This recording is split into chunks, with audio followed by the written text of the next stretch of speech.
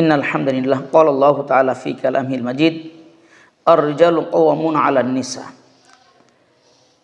আল্লাহ পাক রব্বুল আলামিন দুনিয়াতে জোড়া জোড়া মানুষ সৃষ্টি করেছেন। হযরত আদম আলাইহিস সালামকে সৃষ্টি করেছেন। তখন হযরত আদম আলাইহিস সালাম ওনার যে হৃদয়ের একটা অভাব ছিল, সেই অভাবটুকু আল্লাহ তাআলা বুঝতে পেরেছেন। বোঝার পরে আল্লাহ পাক রব্বুল আলামিন হযরত হাওয়া আলাইহিস সালামকে সৃষ্টি করেছেন। তখন হযরত আদম আলাইহিস সালামের যে হৃদয়ের যে অভাবটা ছিল, মনের যে অপূর্ণতা ছিল, সেটা পূর্ণ হয়েছে।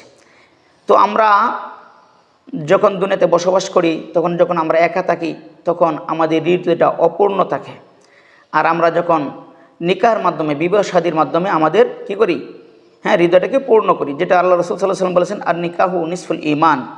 নিকাহকে ঈমানের অর্ধেক বলেছে, অর্থাৎ নিকাহের মাধ্যমে ঈমানকে পরিপূর্ণ বলেছে।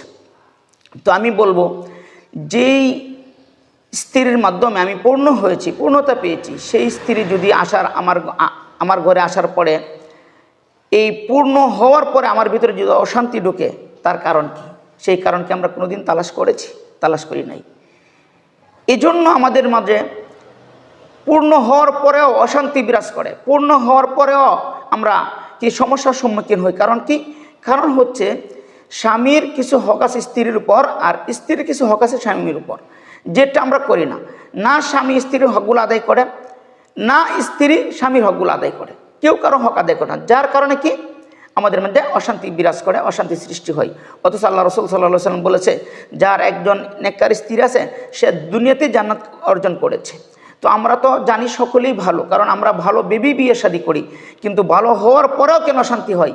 অশান্তির কারণ একমাত্র এই বিবাহ শাদীর ভিতরে রাসূল আকরাম সাল্লাল্লাহু আলাইহি ওয়াসাল্লামের যে তরিকা ছিল, যে নীতিমা ছিল, যে সুন্নত ছিল, সেইগুলোকে আমরা মানি না।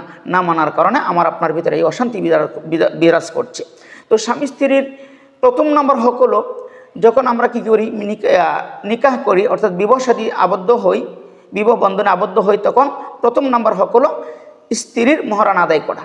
কিন্তু আমরা কি করি, 5 লাখ 10 লাখ টাকা মহারানা দিয়ে এটা আদায় করি না। যার কারণে এখানে প্রথম নম্বরই একটা আমার অশান্তি শুরু হয়। এখানে